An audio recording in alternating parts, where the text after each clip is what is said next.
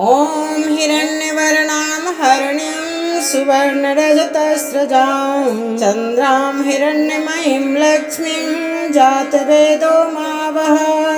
तामावः जातवेदो लक्ष्मीमन्पगामिनीं यस्यां हिरण्यं विन्देयं गामश्वं पुरुषाणहम् अश्वपुरवां रथमध्यां हस्तिनाद प्रमोदनीं श्रियं देवीमुपहवै श्रीर्मादेवी जुक्तां तां सोऽस्मितां हिरण्यप्रकारामाद्रां ज्वलन्तीं तृप्तां तर्पयन्तीं पद्मे स्थितां पद्मवर्णां तामिहोपहवै श्रियम् ॐ चन्द्रां प्रभासां यस्या ज्वलन्तीं श्रियं लोके देवजुष्टामुदारां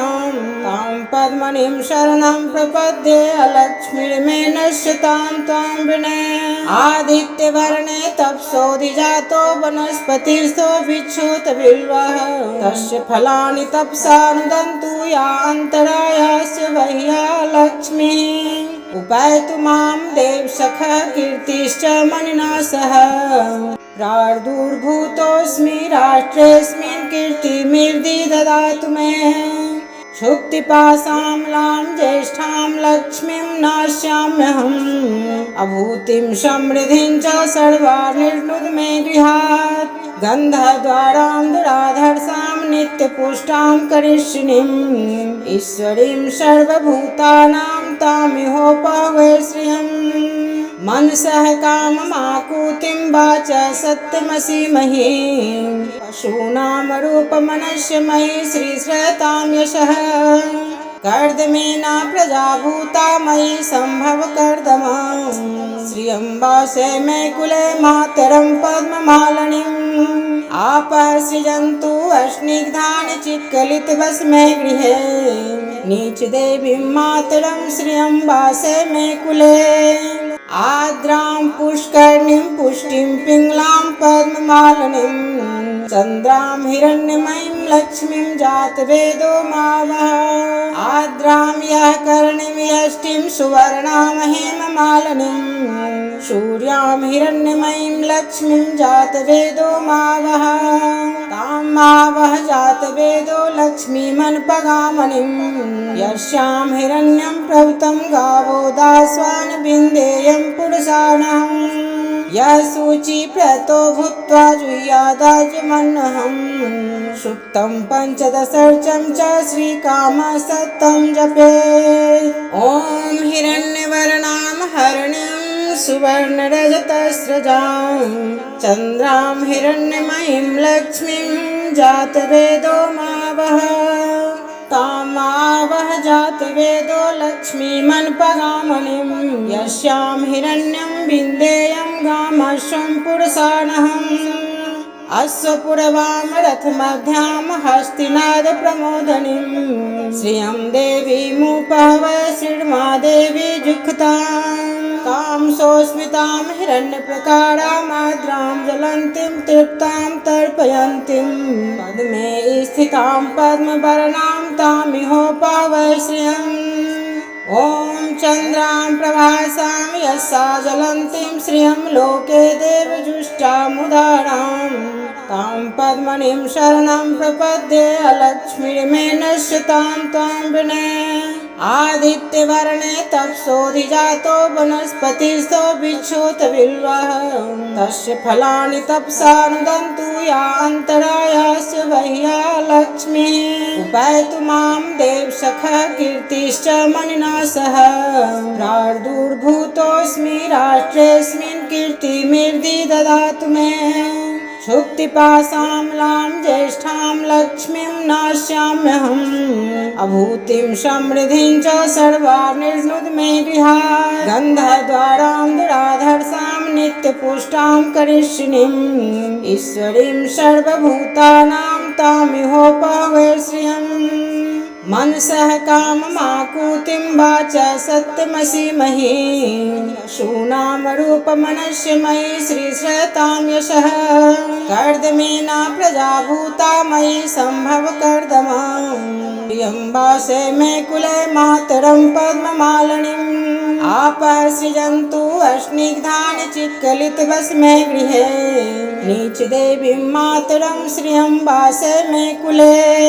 आर्द्रां पुष्करणीं पुष्टिं पिङ्गलां पद्ममालिनीं चन्द्रां हिरण्यमयीं लक्ष्मीं जातवेदो मावः आर्द्रां यः करणीं यष्टिं सुवर्णां हेममालिनीं सूर्यां हिरण्यमयीं लक्ष्मीं जातवेदो मावः तां मावः जातवेदो लक्ष्मीमनुपगामिनीं यस्यां हिरण्यं प्रभृतं गावो दास्वान् विन्देयं पुरुषाणः यः शुचिव्रतो भूत्वा जुह्यादाजुमन्नहं सुक्तं पञ्चदशर्चं च श्रीकामसत्तं जपेत् ॐ हिरण्यवर्णां हरिणीं सुवर्णरजतस्रजां चन्द्रां हिरण्यमयीं लक्ष्मीं जातवेदो मावः तां मावः जातवेदो लक्ष्मीमनुपगामिनीं यस्यां हिरण्यं विन्देयं गामश्वं पुरुषाणहम् अश्वपुरवां रथमध्यां हस्तिनादप्रमोदनीं श्रियं देवीमुपहवै श्रीर्मादेवी जुक्तां कां सोऽस्मितां हिरण्यप्रकारामाद्रां ज्वलन्तीं तृप्तां तर्पयन्तीं पद्मे स्थितां पद्मवर्णां तामिहोपहवै श्रियम्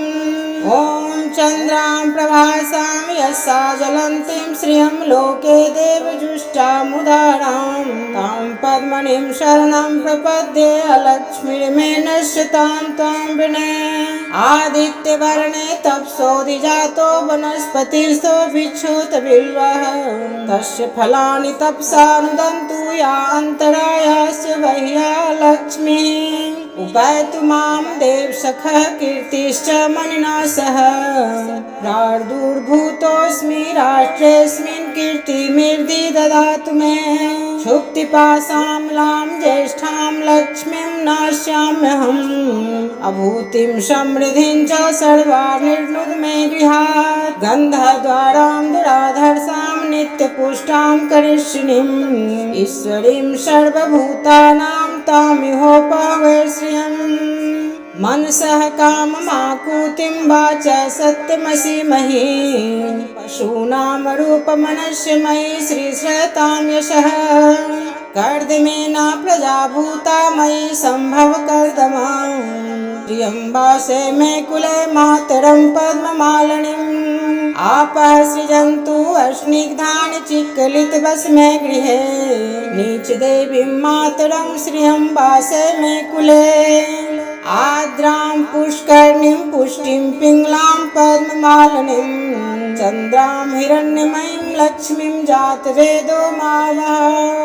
आर्द्रां यः करणीं यष्टिं सुवर्णां हेममालिनीं सूर्यां हिरण्यमयीं लक्ष्मीं जातवेदो मावः तां मावः जातवेदो लक्ष्मीमनुपगामिनीं यस्यां हिरण्यं प्रभृतं गावो दास्वान् विन्देयं पुरुषाणः यः शुचिव्रतो भूत्वा जुह्यादाजुमन्नहं सुक्तं पञ्चदशर्चं च श्रीकामसत्तं जपेत् ॐ हिरण्यवर्णां हरिणीं सुवर्णरजतस्रजां चन्द्रां हिरण्यमयीं लक्ष्मीं जातवेदो मावः तां मावः जातवेदो लक्ष्मीमनुपगामिनीं यस्यां हिरण्यं विन्देयं गामश्वं पुरुषाणहम् अश्वपुरवां रथमध्यां हस्तिनादप्रमोदनीं श्रियं देवीमुपहवै श्रीर्मादेवी जुक्तां कां सोऽस्मितां हिरण्यप्रकारामाद्रां ज्वलन्तीं तृप्तां तर्पयन्तीं पद्मे स्थितां पद्मवर्णां तामिहोपहवै श्रियम् ॐ चन्द्रां प्रभासां यस्या ज्वलन्तीं श्रियं लोके देवजुष्टामुदारां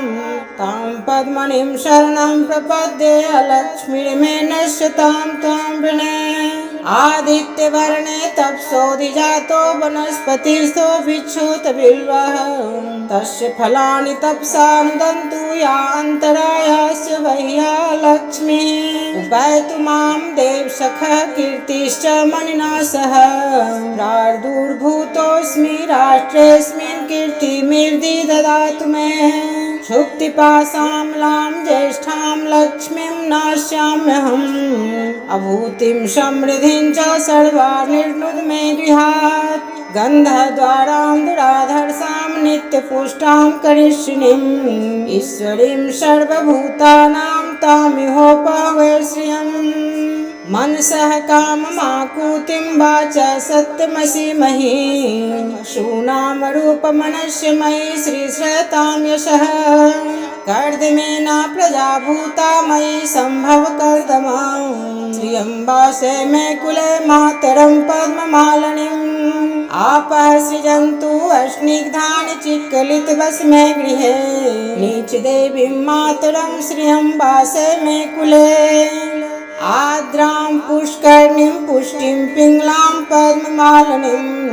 चन्द्रां हिरण्यमयीं लक्ष्मीं जातवेदो मावः आद्रां यः कर्णीं यष्टिं सुवर्णां हेममालिनीं सूर्यां हिरण्यमयीं लक्ष्मीं जातवेदो मावः तां मावः जातवेदो लक्ष्मीमनुपगामिनीं यस्यां हिरण्यं प्रभुतं गावो दास्वान् विन्देयं पुरुषाणाम् यः शुचिप्रतो भूत्वा जुह्यादाजमन्नहम् सुक्तं पञ्चदशर्चं च श्रीकामसत्तं जपेत् ॐ हिरण्यवर्णां हरिणीं सुवर्णरजतस्रजां चन्द्रां हिरण्यमयीं लक्ष्मीं जातवेदो मावः तामावः जातवेदो लक्ष्मीमनुपगामिनीं यस्यां हिरण्यं विन्देयं गामश्वं पुरुषाणहम् अश्वपुरवां रथमध्यां हस्तिनादप्रमोदनीं श्रियं देवीमुपहवै शृण्वादेवी जुक्ताम् कामसोस्मितां हिरण्यप्रकारामाद्रां ज्वलन्तीं तृप्तां तर्पयन्तीं पद्मे स्थितां पद्मवर्णां तामिहोपवै श्रियम् ॐ चन्द्रां प्रभासां यस्सा ज्वलन्तीं श्रियं लोके देवजुष्टामुदारां तां पद्मनीं शरणं प्रपद्ये अलक्ष्मीर्मे नश्यतां त्वां विनये आदित्यवर्णे तपसोऽधिजातो वनस्पतिस्थो भिक्षुत बिल्वः तस्य फलानि तपसा नुदन्तु या अन्तरायास्य बह्या लक्ष्मीः उपैतु मां देवसखः कीर्तिश्च मणिना सह प्रादुर्भूतोऽस्मि राष्ट्रेऽस्मिन् कीर्तिमिर्दि ददातु मे क्षुक्तिपाशामलां ज्येष्ठां लक्ष्मीं नास्याम्यहम् अभूतिं समृद्धिं च सर्वानिर्नुद मे गृहात् गन्धद्वारां दुराधर्षां नित्यपुष्टां करिष्यिनीम् ईश्वरीं सर्वभूतानां तामिहोपवेश्रियम् मनसः काममाकुतिं वाचा सत्यमसीमहि शूनां रूपमनस्य मयि श्रीश्रतां यशः कर्दमेन प्रजा भूता मयि सम्भव कर्दमा श्रियंवासे मे कुले मातरं पद्ममालिनीम् आपः सृजन्तु अस्निग्धानि चिक्कलितवसमे गृहे नीचदेवीं मातरं श्रियंवासे मे कुले आद्रां पुष्करणीं पुष्टिं पिङ्गलां पद्ममालिनीं चन्द्रां हिरण्यमयीं लक्ष्मीं जातवेदो मावः आद्रां यः कर्णीं यष्टिं सुवर्णां हेममालिनीं सूर्यां हिरण्यमयीं लक्ष्मीं जातवेदो मावः तां मावः जातवेदो लक्ष्मीमनुपगामिनीं यस्यां हिरण्यं प्रभुतं गावो दास्वान् विन्देयं पुरुषाणाम् यः शुचिप्रतो भूत्वा जुह्यादाजमन्नहम् सुक्तं पञ्चदशर्चं च श्रीकामसत्तं जपेत् ॐ हिरण्यवर्णां हरिणीं सुवर्णरजतस्रजां चन्द्रां हिरण्यमयीं लक्ष्मीं जातवेदो मावः तामावह जातवेदो लक्ष्मीमन्पगामणिं यस्यां हिरण्यं विन्देयं गामश्वं पुरुषाणहम् अश्वपुरवां रथमध्यां हस्तिनादप्रमोदनीं श्रियं देवीमुपहवै श्रीर्मादेवी जुक्तां तां सोऽस्मितां हिरण्यप्रकारामाद्रां ज्वलन्तीं तृप्तां तर्पयन्तीं पद्मे स्थितां पद्मवर्णां तामिहोपहवै श्रियम् ॐ चन्द्रां प्रभासां यस्या ज्वलन्तीं श्रियं लोके देवजुष्टामुदारां तां पद्मनीं शरणं प्रपद्ये अलक्ष्मीर्मे नश्यतां त्वां विने आदित्यवर्णे तपसोऽधिजातो वनस्पतिस्थो बिच्छोतबिल्वः तस्य फलानि तपसा नुदन्तु या अन्तरायास्य वह्या लक्ष्मीः उपायतु मां देवसखः कीर्तिश्च मणिना सह प्रार्दुर्भूतोऽस्मि राष्ट्रेऽस्मिन् कीर्तिमिर्दि ददातु मे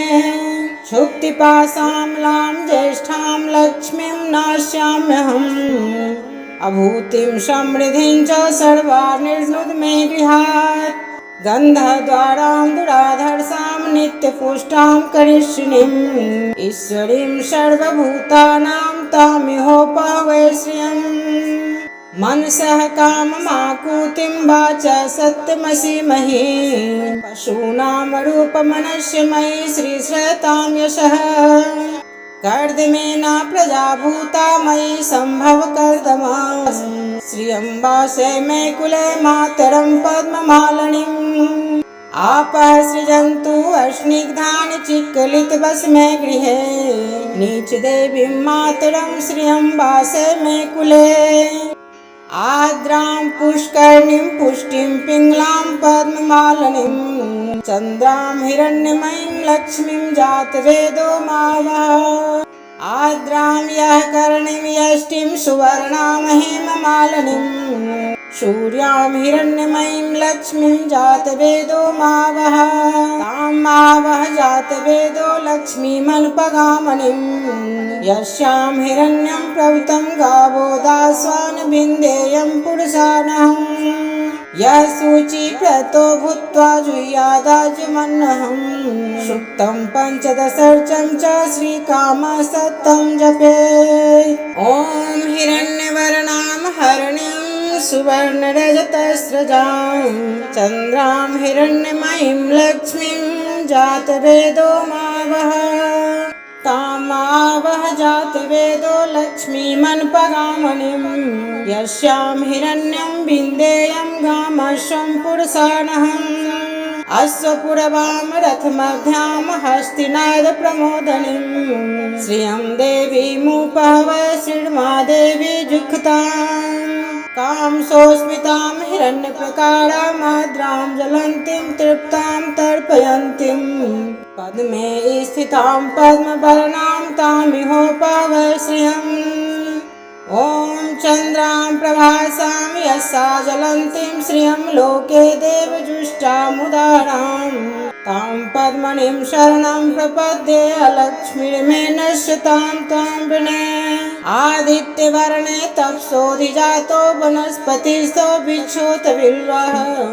तस्य फलानि तपसा नुदन्तु या अन्तरायास्य वह्या लक्ष्मीः उपायतु मां देवसखः कीर्तिश्च मणिना सह प्रार्दुर्भूतोऽस्मि राष्ट्रेऽस्मिन् कीर्तिमिर्दि ददातु मे क्षुक्तिपाशामलां ज्येष्ठां लक्ष्मीं नास्याम्यहम् अभूतिं समृद्धिं च सर्वानिर्नुद मे गृहात् गन्धद्वारां दुराधर्षां नित्यपुष्टां करिष्यिणीम् ईश्वरीं सर्वभूतानां तामिहोपहवै श्रियम् मनसः काममाकुतिं वाचा सत्यमसीमहि पशूनां रूपमनस्य मयि श्रीश्रयतां यशः कर्दमेन प्रजा भूता मयि सम्भव कर्दमा श्रियं वासे मे कुले मातरं पद्ममालिनीम् आपः सृजन्तु अस्निग्धानि चिक्कलितभस्मे गृहे नीचदेवीं मातरं श्रियं वासे मे कुले आर्द्रां पुष्करणीं पुष्टिं पिङ्गलां पद्ममालिनीं चन्द्रां हिरण्यमयीं लक्ष्मीं जातवेदो मावः आर्द्रां यः करणीं यष्टिं सुवर्णां हेममालिनीं सूर्यां हिरण्यमयीं लक्ष्मीं जातवेदो मावः तां मावः जातवेदो लक्ष्मीमनुपगामिनीं यस्यां हिरण्यं प्रभृतं गावो दास्वान् विन्देयं पुरुषाणः यः शुचिव्रतो भूत्वा जुह्यादाजुमन्नहं सुक्तं पञ्चदशर्चं च श्रीकामसत्तं जपे ॐ हिरण्यवर्णां हरिणीं सुवर्णरजतस्रजां चन्द्रां हिरण्यमयीं लक्ष्मीं जातवेदो मावः तामावः जातवेदो लक्ष्मीमनुपगामिनीं यस्यां हिरण्यं विन्देयं गामश्वं पुरुषाणहम् अश्वपूर्वां रथमध्यां हस्तिनादप्रमोदनीं श्रियं देवीमुपहवै श्रीर्मादेवी जुक्तां कामसोस्मितां हिरण्यप्रकारामाद्रां ज्वलन्तीं तृप्तां तर्पयन्तीं पद्मे स्थितां पद्मवर्णां तामिहोपहवै श्रियम् ॐ चन्द्रां प्रभासां यस्या ज्वलन्तीं श्रियं लोके देवजुष्टामुदारां तां पद्मनीं शरणं प्रपद्ये अलक्ष्मीर्मे नश्यतां त्वां विने आदित्यवर्णे तपसोऽधिजातो वनस्पतिस्थो बिच्छोतबिल्वः तस्य फलानि तपसा नुदन्तु या अन्तरायास्य बह्या लक्ष्मीः उपैतु मां देवसखः कीर्तिश्च मनिना सह प्रादुर्भूतोऽस्मि राष्ट्रेऽस्मिन् कीर्तिमिर्दि ददातु मे क्षुब्धिपाशामलां ज्येष्ठां लक्ष्मीं नास्याम्यहम् अभूतिं समृद्धिं च सर्वानिर्नुद मे गृहात् गन्धद्वारां दुराधर्षां नित्यपुष्टां करिष्यिणीम् ईश्वरीं सर्वभूतानां तामिहोपहवै श्रियम् मनसः काममाकुतिं वाचा सत्यमसीमहि पशूनां रूपमनस्य मयि श्रीश्रयतां यशः कर्दमेना प्रजा भूता मयि सम्भव कर्दमा श्रियं वासे मे कुले मातरं पद्ममालिनीम् आपः सृजन्तु अस्निग्धानि चिक्कलितभस्मे गृहे नीचदेवीं मातरं श्रियं वासे मे कुले आर्द्रां पुष्करणीं पुष्टिं पिङ्गलां पद्ममालिनीं चन्द्रां हिरण्यमयीं लक्ष्मीं जातवेदो मावः आर्द्रां यः करणीं यष्टिं सुवर्णां हेममालिनीं सूर्यां हिरण्यमयीं लक्ष्मीं जातवेदो मावः तां मावः जातवेदो लक्ष्मीमनुपगामिनीं यस्यां हिरण्यं प्रभृतं गावो दास्वान् विन्देयं पुरुषाणः यः शुचिव्रतो भूत्वा जुह्यादाजुमन्नहं सुक्तं पञ्चदशर्चं च श्रीकामसत्तं जपे ॐ हिरण्यवर्णां हरिणीं सुवर्णरजतस्रजां चन्द्रां हिरण्यमयीं लक्ष्मीं जातवेदो मावः तामावः जातवेदो लक्ष्मीमनुपगामिनीं यस्यां हिरण्यं विन्देयं गामश्वं पुरुषाणहम् अश्वपूर्वां रथमध्यां हस्तिनादप्रमोदनीं श्रियं देवीमुपहवै श्रीर्मादेवी जुक्तां कामसोस्मितां हिरण्यप्रकारामाद्रां ज्वलन्तीं तृप्तां तर्पयन्तीं पद्मे स्थितां पद्मवर्णां तामिहोपहवै श्रियम् ॐ चन्द्रां प्रभासां यस्या ज्वलन्तीं श्रियं लोके देवजुष्टामुदारां तां पद्मनिं शरणं प्रपद्ये अलक्ष्मीर्मे नश्यतां त्वां विनय आदित्यवर्णे तपसोऽधिजातो वनस्पतिस्थो विच्छोतबिल्वः तस्य फलानि तपसा नुदन्तु या अन्तरायास्य बह्या लक्ष्मीः उपैतु मां देवसखः कीर्तिश्च मनिना सह प्रादुर्भूतोऽस्मि राष्ट्रेऽस्मिन् कीर्तिमिर्दि ददातु मे क्षुक्तिपाशामलां ज्येष्ठां लक्ष्मीं नास्याम्यहम् अभूतिं समृद्धिं च सर्वान् निर्नुद मे गृहात् गन्धद्वारां दुराधर्षां नित्यपुष्टां करिष्यिणीम् ईश्वरीं सर्वभूतानां तामिहोपवेश्यम् मनसः काममाकुतिं वाचा सत्यमसीमहि पशूनां रूपमनस्य मयि श्रीश्रयतां यशः कर्दमेन प्रजा भूता मयि सम्भव कर्दमा त्र्यम्बासे मे कुले मातरं पद्ममालिनीम् आपः सृजन्तु अस्निग्धानि चिक्कलितवस्मे गृहे नीचदेवीं मातरं श्रियम्बासे मे कुले आद्रां पुष्करणीं पुष्टिं पिङ्गलां पद्ममालिनीं चन्द्रां हिरण्यमयीं लक्ष्मीं जातवेदो मावः आद्रां यः कर्णीं यष्टिं सुवर्णां हेममालिनीं सूर्यां हिरण्यमयीं लक्ष्मीं जातवेदो मावः तां मावः जातवेदो लक्ष्मीमनुपगामिनीं यस्यां हिरण्यं प्रवृतं गावो दास्वान् विन्देयं पुरुषानहं यः शुचिव्रतो भूत्वा जुह्यादाजुमन्नहम् सुक्तं पञ्चदशर्चं च श्रीकामसत्तं जपेत् ॐ हिरण्यवर्णां हरिणीं सुवर्णरजतस्रजां चन्द्रां हिरण्यमयीं लक्ष्मीं जातवेदो मावः तामावः जातवेदो लक्ष्मीमनुपगामिनीं यस्यां हिरण्यं विन्देयं गामश्वं पुरुषानहम् अश्वपुरवां रथमध्यां हस्तिनादप्रमोदनीं श्रियं देवीमुपहवै श्रीर्मादेवी जुक्ताम् कामसोस्मितां हिरण्यप्रकारामाद्रां ज्वलन्तीं तृप्तां तर्पयन्तीं पद्मे स्थितां पद्मवर्णां तामिहोपवै श्रियम् ॐ चन्द्रां प्रभासां यस्सा ज्वलन्तीं श्रियं लोके देवजुष्टामुदारां तां पद्मनिं शरणं प्रपद्ये अलक्ष्मीर्मे नश्यतां त्वां विनय आदित्यवर्णे तपसोऽधिजातो वनस्पतिस्थो विच्छोतबिल्वः तस्य फलानि तपसा नुदन्तु या अन्तरायास्य बह्या लक्ष्मीः उपैतु मां देवसखः कीर्तिश्च मनिना सह प्रादुर्भूतोऽस्मि राष्ट्रेऽस्मिन् कीर्तिमिर्दि ददातु मे क्षुक्तिपाशामलां ज्येष्ठां लक्ष्मीं नास्याम्यहम् अभूतिं समृद्धिं च सर्वान् निर्नुद मे गृहात् गन्धद्वारां दुराधर्षां नित्यपुष्टां करिष्यिणीम्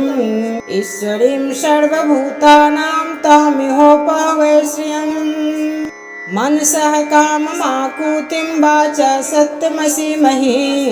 पशूनां रूपमनस्य मयि श्रीश्रयतां यशः कर्दमेन प्रजा भूता मयि सम्भव कर्दमा श्रियम्बासे मे कुले मातरं पद्ममालिनीम् आपः सृजन्तु अस्निग्धानि चिक्कलितवस्मे गृहे नीचदेवीं मातरं श्रियम्बासे मे कुले आद्रां पुष्करणीं पुष्टिं पिङ्गलां पद्ममालिनीं चन्द्रां हिरण्यमयीं लक्ष्मीं जातवेदो मावः आद्रां यः कर्णीं यष्टिं सुवर्णां हेममालिनीं सूर्यां हिरण्यमयीं लक्ष्मीं जातवेदो मावः तां मावः जातवेदो लक्ष्मीमनुपगामिनीं यस्यां हिरण्यं प्रवृतं गावो दास्वान् विन्देयं पुरुषानहम् यः शुचिव्रतो भूत्वा जुह्यादाजुमन्नहम् सुक्तं पञ्चदशर्चं च श्रीकामसत्तं जपेत् ॐ हिरण्यवर्णां हरिणीं सुवर्णरजतस्रजां चन्द्रां हिरण्यमयीं लक्ष्मीं जातवेदो मावः तामावह जातवेदो लक्ष्मीमन्पगामणिं यस्यां हिरण्यं बिन्देयं गामश्वं पुरुषानहम् अश्वपुरवां रथमध्यां हस्तिनादप्रमोदनीं श्रियं देवीमुपहवै श्रीर्मादेवी जुक्तां कामसोस्मितां हिरण्यप्रकारामाद्रां ज्वलन्तीं तृप्तां तर्पयन्तीं पद्मे स्थितां पद्मवर्णां तामिहोपहवै श्रियम् ॐ चन्द्रां प्रभासां यस्या ज्वलन्तीं श्रियं लोके देवजुष्टामुदारां तां पद्मनीं शरणं प्रपद्ये अलक्ष्मीर्मे नश्यतां त्वां वृणे आदित्यवर्णे तपसोऽधिजातो वनस्पतिस्थो बिच्छोतबिल्वः तस्य फलानि तपसा नुदन्तु या अन्तरायास्य वह्या लक्ष्मीः उपैतु मां देवसखः कीर्तिश्च मनिना सह प्रादुर्भूतोऽस्मि राष्ट्रेऽस्मिन् कीर्तिमिर्दि ददातु मे क्षुक्तिपाशामलां ज्येष्ठां लक्ष्मीं नास्याम्यहम् अभूतिं समृद्धिं च सर्वानिर्नुद मे गृहात् गन्धद्वारां दुराधर्षां नित्यपुष्टां करिष्यिणीम् ईश्वरीं सर्वभूतानां तामिहोपहवै श्रियम् मनसः काममाकुतिं वाचा सत्यमसीमहि पशूनां रूपमनस्य मयि श्रीश्रयतां यशः कर्दमेना प्रजा भूता मयि सम्भव कर्दमा श्रियं वासे मे कुले मातरं पद्ममालिनीम् आपः सृजन्तु अस्निग्धानि चिक्कलितवसमे गृहे नीचदेवीं मातरं श्रियं वासे मे कुले आद्रां पुष्करणीं पुष्टिं पिङ्गलां पद्ममालिनीं चन्द्रां हिरण्यमयीं लक्ष्मीं जातवेदो मावः आद्रां यः करणीं यष्टिं सुवर्णां हेममालिनीं सूर्यां हिरण्यमयीं लक्ष्मीं जातवेदो मावः तां मावः जातवेदो लक्ष्मीमन्पगामणिं यस्यां हिरण्यं प्रभुतं गावो दास्वान् बिन्देयं पुरुषानहम् यः शुचिव्रतो भूत्वा जुह्यादाजुमन्नहम् सुक्तं पञ्चदशर्चं च श्रीकामसत्तं जपेत् ॐ हिरण्यवर्णां हरिणीं सुवर्णरजतस्रजां चन्द्रां हिरण्यमयीं लक्ष्मीं जातवेदो मावः तामावह जातवेदो लक्ष्मीमन्पगामणिं यस्यां हिरण्यं बिन्देयं गामश्वं पुरुषानहम् अश्वपुरवां रथमध्यां हस्तिनादप्रमोदनीं श्रियं देवीमुपहवै श्रीर्मादेवी जुक्तां कामसोस्मितां हिरण्यप्रकारामाद्रां ज्वलन्तीं तृप्तां तर्पयन्तीं पद्मे स्थितां पद्मवर्णां तामिहोपहवै श्रियम् ॐ चन्द्रां प्रभासां यस्या ज्वलन्तीं श्रियं लोके देवजुष्टामुदारां तां पद्मनीं शरणं प्रपद्ये अलक्ष्मीर्मे नश्यतां त्वां वृणे आदित्यवर्णे तपसोऽधिजातो वनस्पतिस्थो बिच्छोतबिल्वः तस्य फलानि तपसा नुदन्तु या अन्तरायास्य वह्या लक्ष्मीः उपैतु मां देवसखः कीर्तिश्च मनिना सह प्रादुर्भूतोऽस्मि राष्ट्रेऽस्मिन् कीर्तिमिर्दि ददातु मे क्षुक्तिपाशामलां ज्येष्ठां लक्ष्मीं नास्याम्यहम् अभूतिं समृद्धिं च सर्वानिर्नुद मे गृहात् गन्धद्वारां दुराधर्षां नित्यपुष्टां करिष्यिणीम् ईश्वरीं सर्वभूतानां तामिहोपहवै श्रियम् मनसः काममाकुतिं वाचा सत्यमसीमहि पशूनां रूपमनस्य मयि श्रीश्रयतां यशः कर्दमेना प्रजा भूता मयि सम्भव कर्दमा श्रियं वासे मे कुले मातरं पद्ममालिनीम् आपः सृजन्तु अस्निग्धानि चिक्कलितभस्मे गृहे नीच देवीं मातरं श्रियं वासे मे कुले आर्द्रां पुष्करणीं पुष्टिं पिङ्गलां पद्ममालिनीं चन्द्रां हिरण्यमयीं लक्ष्मीं जातवेदो मावः आर्द्रां यः कर्णीं यष्टिं सुवर्णां हेममालिनीं सूर्यां हिरण्यमयीं लक्ष्मीं जातवेदो मावः तां मावः जातवेदो लक्ष्मीमनुपगामिनीं यस्यां हिरण्यं प्रभृतं गावो दास्वान् विन्देयं पुरुषाणः यः शुचिप्रतो भूत्वा जुह्यादाजुमन्वहं सुक्तं पञ्चदशर्चं च श्रीकामसत्तं जपेत् ॐ हिरण्यवर्णां हरिणीं सुवर्णरजतस्रजां चन्द्रां हिरण्यमयीं लक्ष्मीं जातवेदो मावः तां मावः जातवेदो लक्ष्मीमनुपगामिनीं यस्यां हिरण्यं विन्देयं गामश्वं पुरुषाणहम् अश्वपुरवां रथमध्यां हस्तिनादप्रमोदनीं श्रियं देवीमुपहवै श्रीर्मादेवी जुक्तां तां सोऽस्मितां हिरण्यप्रकारामाद्रां ज्वलन्तीं तृप्तां तर्पयन्तीं पद्मे स्थितां पद्मवर्णां तामिहोपहवै श्रियम् ॐ चन्द्रां प्रभासां यस्सा ज्वलन्तीं श्रियं लोके देवजुष्टामुदारां तां पद्मनीं शरणं प्रपद्ये अलक्ष्मीर्मे नश्यतां त्वां विनये आदित्यवर्णे तपसोऽधिजातो वनस्पतिस्थो बिच्छोतबिल्वः तस्य फलानि तपसा नुदन्तु या अन्तरायास्य वह्या लक्ष्मीः उपैतु मां देवसखः कीर्तिश्च मणिना सह प्रादुर्भूतोऽस्मि राष्ट्रेऽस्मिन् कीर्तिमेर्दि ददातु मे शुक्तिपाशामलां ज्येष्ठां लक्ष्मीं नास्याम्यहम् अभूतिं समृद्धिं च सर्वानिर्नुद मे गृहात् गन्धद्वारां दुराधर्षां नित्यपुष्टां करिष्यिणीम् ईश्वरीं सर्वभूतानां तामिहोपहवै श्रियम् मनसः काममाकुतिं वाचा सत्यमसीमहि शूनां रूपमनस्य मयि श्रीश्रयतां यशः कर्दमेन प्रजाभूता मयि सम्भव कर्दमां प्रियं वासे मे कुले मातरं पद्ममालिनीम् आपः सृजन्तु अस्निग्धानि चिक्कलितभस्मे गृहे नीच देवीं मातरं श्रियं वासे मे कुले आर्द्रां पुष्करणीं पुष्टिं पिङ्गलां पद्ममालिनीं चन्द्रां हिरण्यमयीं लक्ष्मीं जातवेदो मावः आर्द्रां यः कर्णीं यष्टिं सुवर्णां हेममालिनीं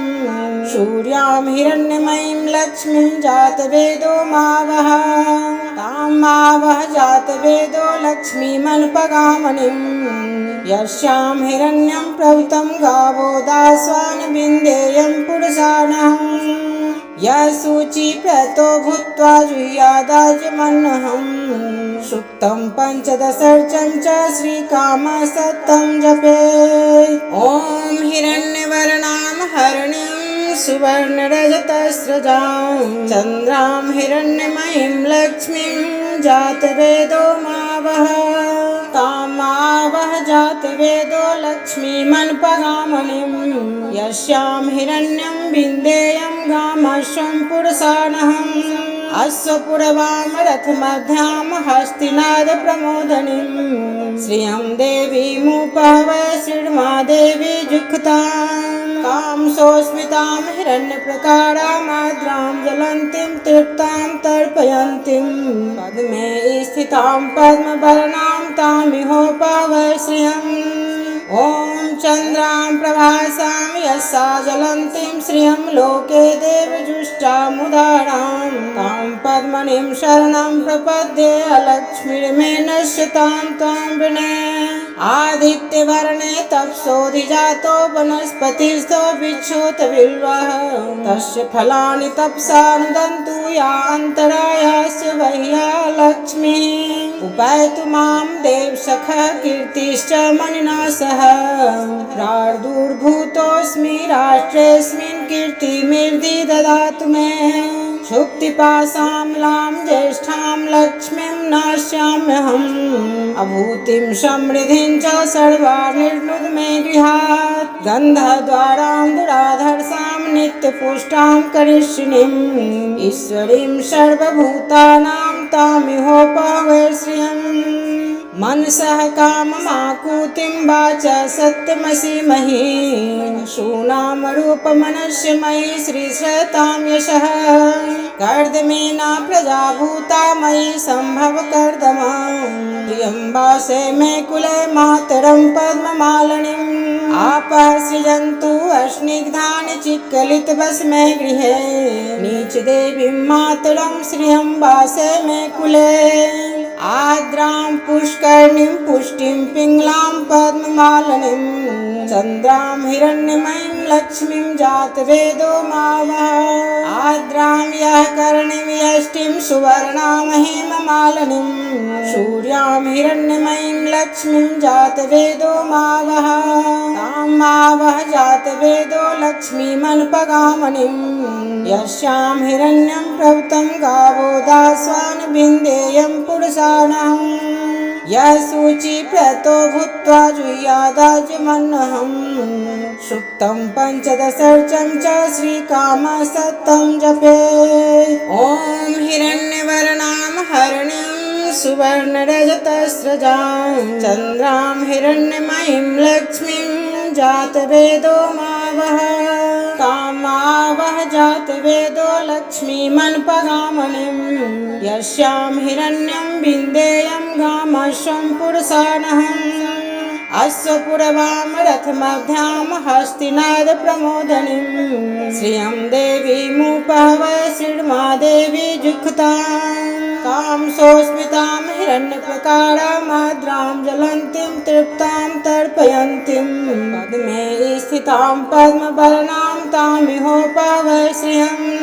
ॐ चन्द्रां प्रभासां यस्सा ज्वलन्तीं श्रियं लोके देवजुष्टामुदारां तां पद्मनिं शरणं प्रपद्ये अलक्ष्मीर्मे नश्यतां त्वां विनये आदित्यवर्णे तपसोऽधिजातो वनस्पतिस्थो विच्छोतबिल्वः तस्य फलानि तपसा नुदन्तु या अन्तरायास्य वह्या लक्ष्मीः उपैतु मां देवसखः कीर्तिश्च मणिना सह प्रादुर्भूतोऽस्मि राष्ट्रेऽस्मिन् कीर्तिमिर्दि ददातु मे शुक्तिपाशामलां ज्येष्ठां लक्ष्मीं नास्याम्यहम् अभूतिं समृद्धिं च सर्वानिर्नुद मे गृहात् गन्धद्वारां दुराधर्षां नित्यपुष्टां करिष्यिणीम् ईश्वरीं सर्वभूतानां तामिहोपवे श्रियम् मनसः काममाकुतिं वाचा सत्यमसीमहि शूनामरूपमनस्य मयि श्रीश्रतां यशः कर्दमेना प्रजा भूता मयि सम्भव कर्दमा प्रियम्बासे मे कुले मातरं पद्ममालिनीम् आपः सृजन्तु अस्निग्धानि चिक्कलितवस्मे गृहे नीचदेवीं मातरं श्रियम्बासे मे कुले आद्रां पुष्करणीं पुष्टिं पिङ्गलां पद्ममालिनीं चन्द्रां हिरण्यमयीं लक्ष्मीं जातवेदो मावः आद्रां यः करणीं यष्टिं सुवर्णां हेममालिनीं सूर्यां हिरण्यमयीं लक्ष्मीं जातवेदो मावः तां मावः जातवेदो लक्ष्मीमनुपगामिनीं यस्यां हिरण्यं प्रभुतं गावो दास्वान् बिन्देयं पुरुषाणां यः शुचिप्रतो भूत्वा जुह्यादाज्यमन्नहम् सुक्तं पञ्चदशर्चं च श्रीकामसत्तं जपेत् ॐ हिरण्यवर्णां हरिणीं सुवर्णरजतस्रजां चन्द्रां हिरण्यमयीं लक्ष्मीं जातवेदो मावः तामावः जातवेदो लक्ष्मीमनुपगामिनीं यस्यां हिरण्यं विन्देयं गामश्वं पुरुषाणहम् अश्वपुरवां रथमध्यां हस्तिनाद प्रमोदनीं श्रियं देवीमुपहव श्रीर्मादेवी जुक्तां कां सोस्मितां हिरण्यप्रकारामाद्रां ज्वलन्तीं तृप्तां तर्पयन्तीं पद्मे स्थितां पद्मवर्णां तामिहोपहव श्रियम् ॐ चन्द्रां प्रभासां यस्या ज्वलन्तीं श्रियं लोके देवजुष्टामुदारां तां पद्मनीं शरणं प्रपद्ये अलक्ष्मीर्मे नश्यतां त्वां विने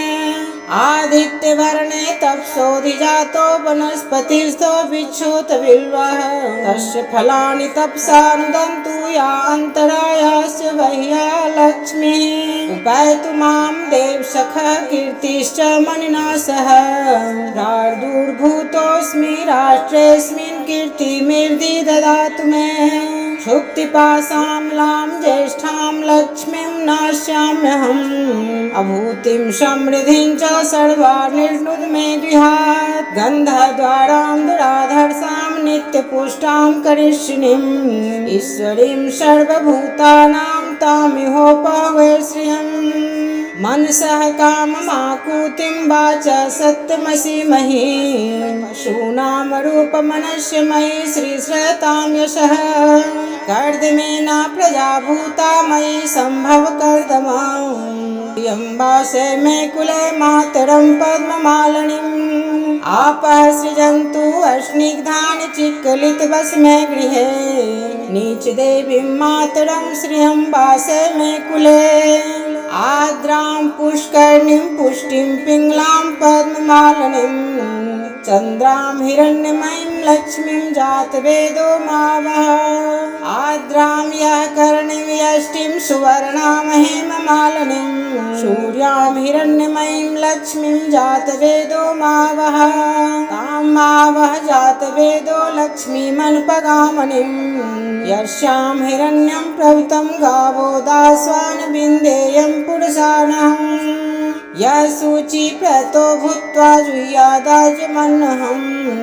सुक्तं पञ्चदशर्चं च श्रीकामसत्तं जपेत्।